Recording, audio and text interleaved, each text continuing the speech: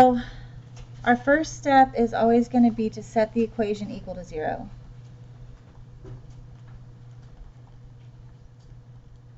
Okay. Now, how do we know when to do that? We see that squared. So quadratic equations always have the x squared or y squared or whatever. So it's a variable squared.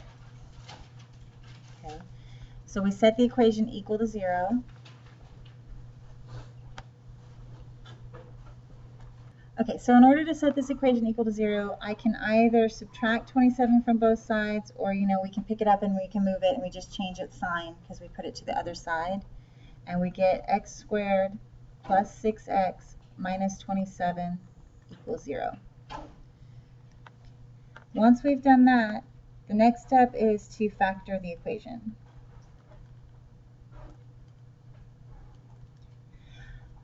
Right.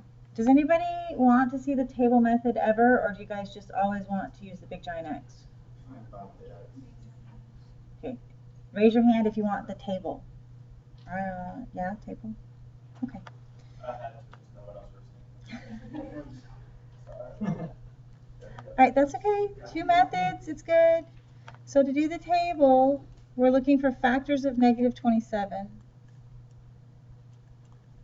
And we want them to have a sum of 6. Same thing as in the X, just in a different format. Yeah. So I'll do the X down here as well. Okay. Actually, not going to do it down there. I'll do it up top. I need that space later. So with the X, you would set it up here and you'd have negative 27 and then plus 6. So factors of 27. I've got that 1 and that 27. But if I subtract them, that's going to give me a 26.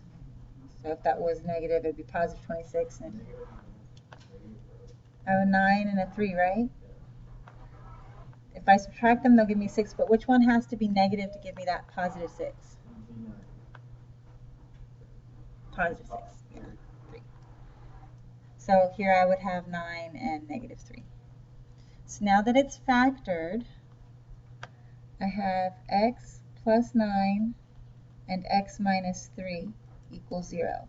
So this whole piece becomes this whole piece. They get replaced. That's what the factoring does. After you've done that, you set each parenthesis equal to 0. So I get x plus 9 equals 0, and I get x minus 3 equals 0. And remember, we can do that because anything times something else, and if it equals 0, that means at least one of them had to be 0, right? X times 5 equals 0, well then the x had to be 0. X times y equals 0, well either the x or the y had to be 0. So we set those both equal to 0. And then step 4 is that we solve them.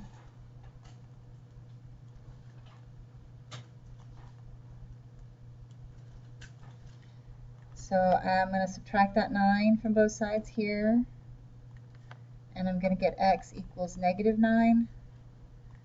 And over here I'll add these 3's. And I get x equals 3. So these are both my answer.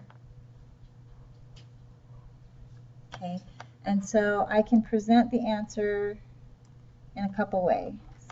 I can say x equals negative 9 comma 3.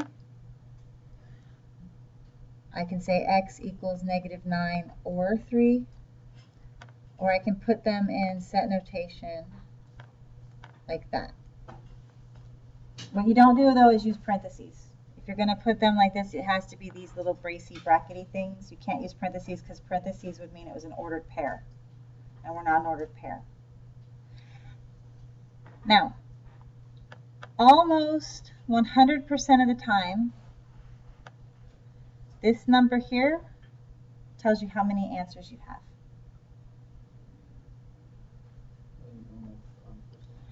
Sometimes you only get one answer on a squared because it'll be the same answer twice.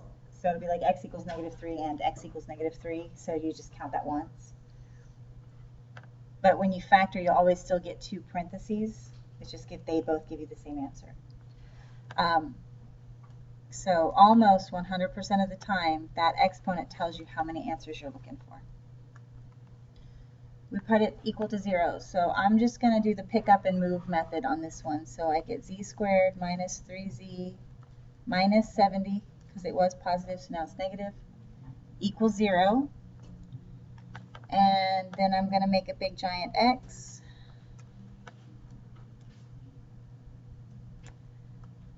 And I am looking for factors of negative 70 that will give me a negative 3. And what do I know that I'll multiply to make a 70?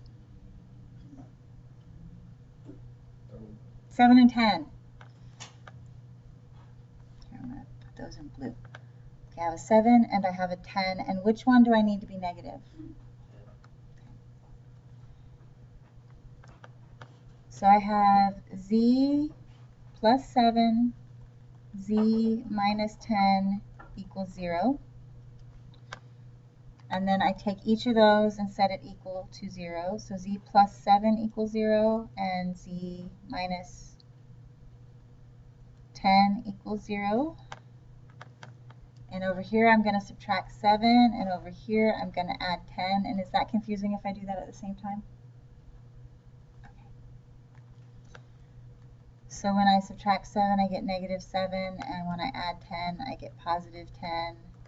And this time around, I'm going to use set notation for my answer.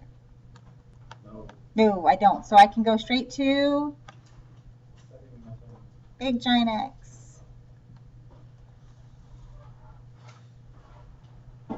And the numbers I'm going to put in my X are and which one's going to be negative?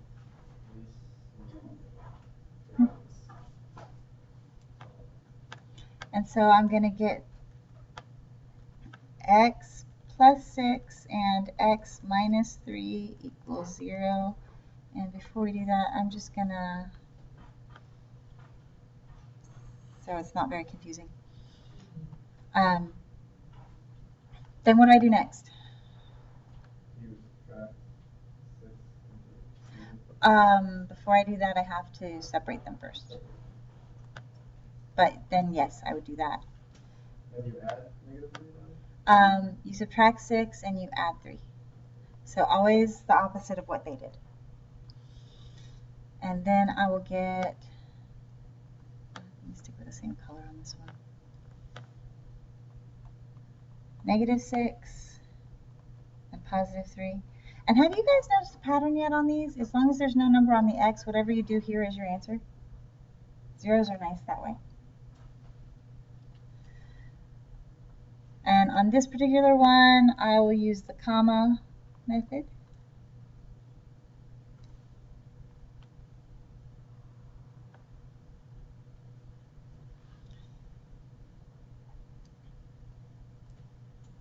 All right, what do I need to do first? Move the 15. And since I moved it, it changed. Then I have a big giant X. And I need a negative 15 and a positive 2. So what makes 15? 35. And which one is positive? Or negative? Which one's negative? 5. Close. 3. Close. There's only 2 answers. Yeah, that made it close. Just remember that if this is positive, the big number is positive. So then I have X, yeah, it is X, okay. X minus 3, X plus 5 equals 0. Then I split them up.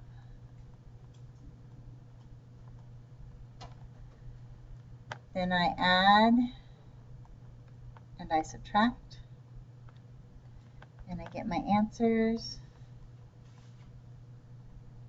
And this time I'm going to use OR. These are called trinomials because they have 3. So a binomial had 2. So like X plus 2, that's a binomial because it has 2. And then the trinomial has 3. Okay. Excuse me. So we've added this number on the front, right? We didn't have that before. So that brings us a new element that we need to deal with. Now, we can still use that big giant X method. And what we're going to do you remember when we did factoring by grouping? Yeah, 2 days ago? That's where we had something like 3x squared plus 6x minus 5x minus, no, let's do all pluses just for now, plus 10. Remember that? And then we split it into 2 groups.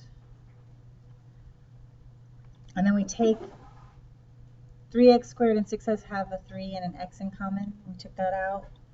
Remember? Yeah. And so we had an x plus 2. And then 5 and 10 have that 5 in common. So we take that out and it has the x plus 2. And then we can go from there. We get that x plus 2 is 3x plus 5. So what we're going to do is we're going to turn this into that. And that way, it's easier to factor. Because right now, I'm having to deal with this 7. And so I'm going to have factors of 7 and factors of 4 if I'm trying to split things up. Because it's like when I have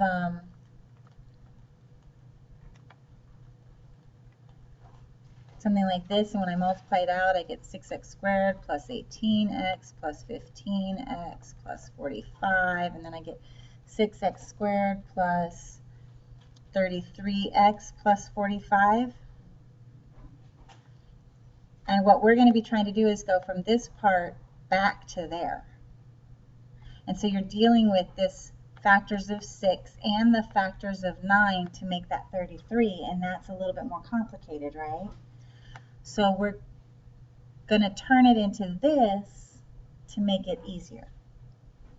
And so the first step we're going to do is get this out of our way. And step 1 is going to be to multiply the first number on that variable squared with the last number. That's our first step. So step 1 is that I'm going to do 7 times 4. And that equals 28. Okay. And then I'm going to set up the big giant X again.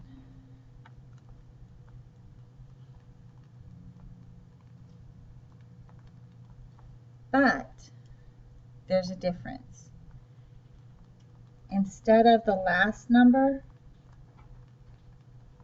with the multiplication, alt, not mut, use the number from step 1.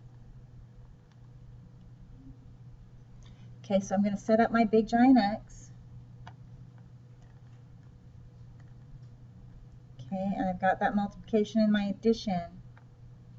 But instead of using 4, I'm going to put 28.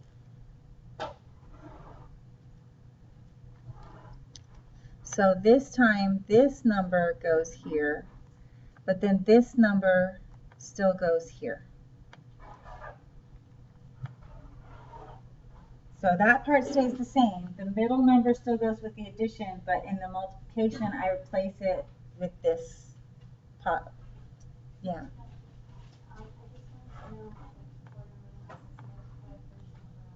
On the x squared with the last number. So it would be that 7 at the front and the 4 at the end. Okay, so once we've done that, step 3 is to find the sides. Right, so we take 28, and I'm looking for factors of 28 that will give me a 29. So when I add them together, I'm going to get 29. So in this case, I have 1 and 28. So 1 plus 28 equals 29.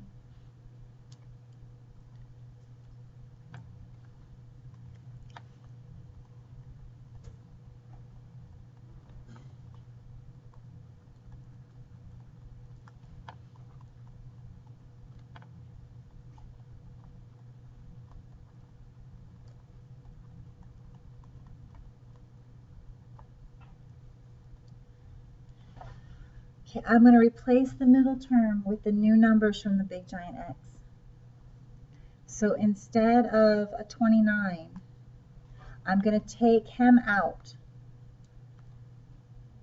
Okay? Actually,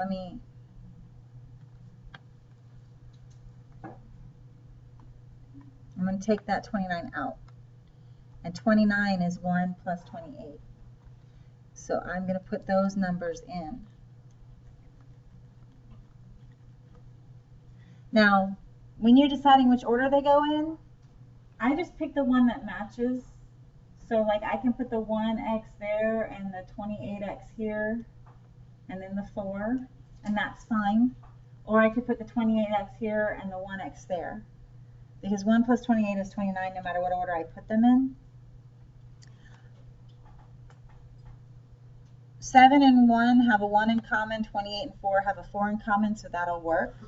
Or 7 and 28 have a 7 in common, and 1 and 4 have the 1 in common, so it doesn't matter in this instance. Sometimes it will matter which one you put it with. You want to put it with the one that it matches. But in this case, it doesn't matter. So I can divide an x out. Sorry, we're going to split the group. So then we're going to split and factor by grouping.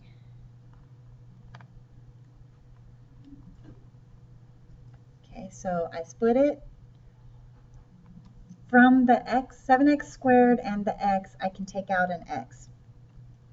And I'm left with 7x and a 1. From the 28x and the 4, I can take out a 4. And I'm left with 7x and 1. And they match. And so since they match, I did it right. Oops, wrong pen. So that's that parenthesis. And this is the numbers in front of the parenthesis. Here's how the factor sum table works with these. You have the factors of 7 that came from the first. And then you have the factors of 4 that comes from the end. And then the sum, we need it to be 29. That's what we're looking for. Factors of 7 are 1 and 7. And then factors of 4, I have 1 and 4, or I have 2 and 2. Okay. Now, I can do 1 times 1 and 7 times 4. That gave it to me right away. Let me switch it. I can do 1 times 4 and 1 times 7, which gives me 4 plus 7, which is 13. That didn't work. I'm going to come down to the 2 and 2, just to say I didn't get the 1 and the 4 right away. So I'd have to do 1 times 2 and 2 times 7, which would give me 2 plus 14, which is 16, which doesn't work. And then I have to rewrite this and do another 1 times 7 and a 1, 4 again, and then do 1 times 1 and 7 times 4, and that'll give me my 1 plus 28, which will give me my 29. This is the pattern I want. Okay? Which means I want the 1 and the 4 to multiply. So when I make my parentheses, I need a 1 and a 4. And then I want my 7 and 4 to multiply. 1 times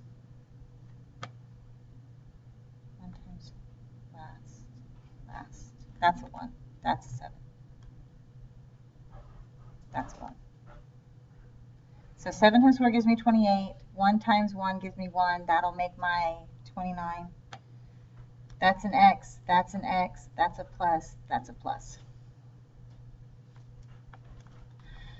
Big giant X, first step, 3 times 8 is 24. So when I make my X, I'm using the 24 instead of the 8, but I still want it to add up to 15. And two numbers that multiply to make 24, but add up to 15. Hold on. That's a typo. I'm sorry. This should be a 4.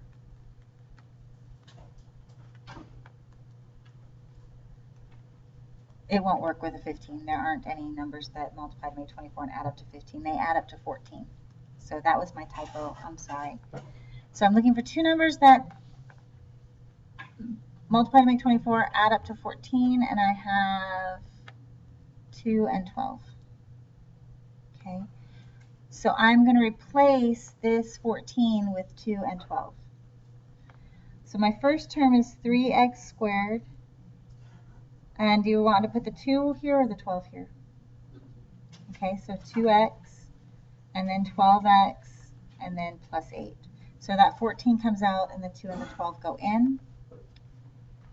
And then 3x squared and 2x have an x in common, which leaves me 3x plus 2. And 12 and 8 have a 4 in common, which leaves me 3x plus 2. So then my parentheses come out front, and then the numbers in front of the parentheses goes next.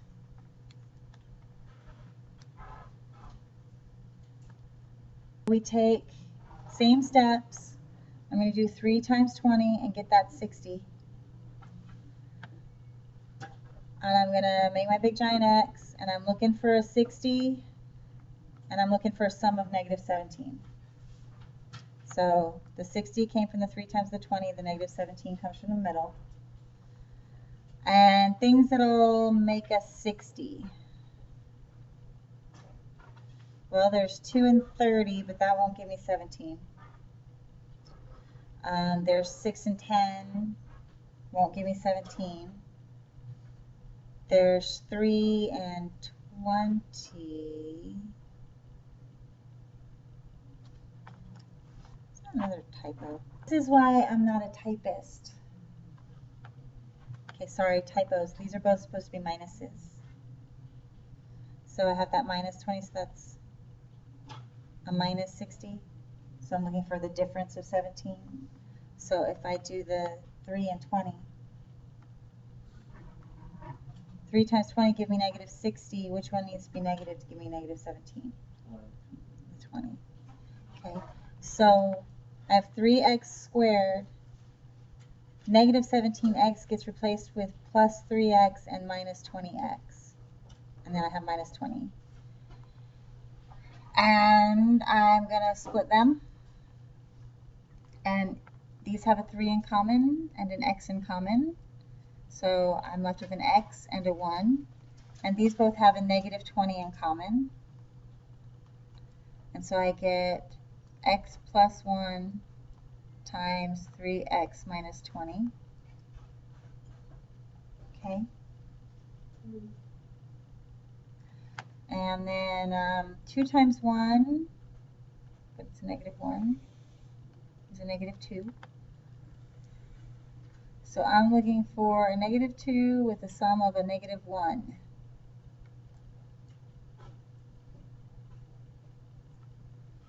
Negative 2 and positive 1. So I have 2n squared minus 2n plus 1n minus 1. So I took that negative n out and put the negative 2 plus 1 in. And then I'll split them. These guys have a 2 and an n in common. Those guys have a 1 in common. If there's nothing in common, take out a 1. And I get 2n plus 1 times n minus 1.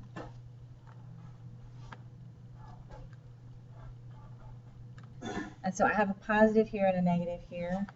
And so I'm going to do 10 times 30, which is going to give me 300. So I'm looking for two factors of a positive 300 that'll give me a negative 35. This is one of those problems where I do not know all of the factors of 300. Do you guys know all the factors of 300? No? Okay. I tried.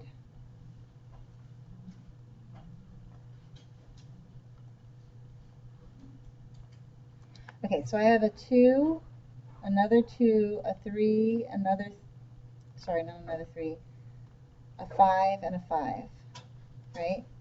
2, 2, 3, 5, 5. So I'm going to try to rearrange these. That will make 300 if I multiply it all together. I'm going to try to rearrange it so that I can get 35 out of it. Okay, this is 15, 3 times 15, or 3 times 3, or 5, I mean, is 15. And 2 times 2 times 5 is what?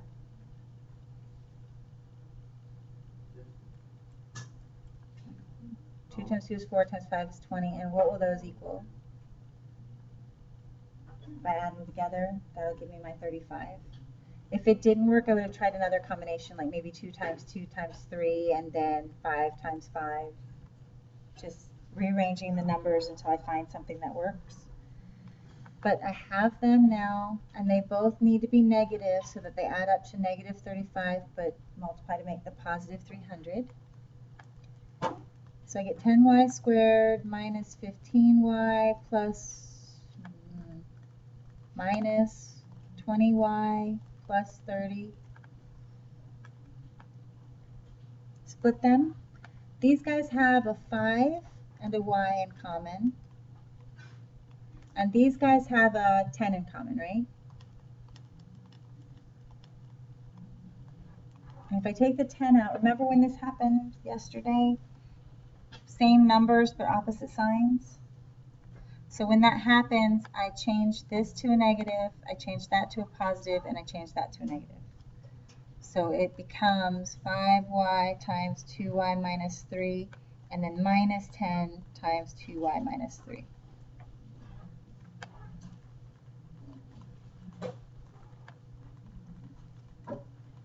Okay? So, I'm going to stop there.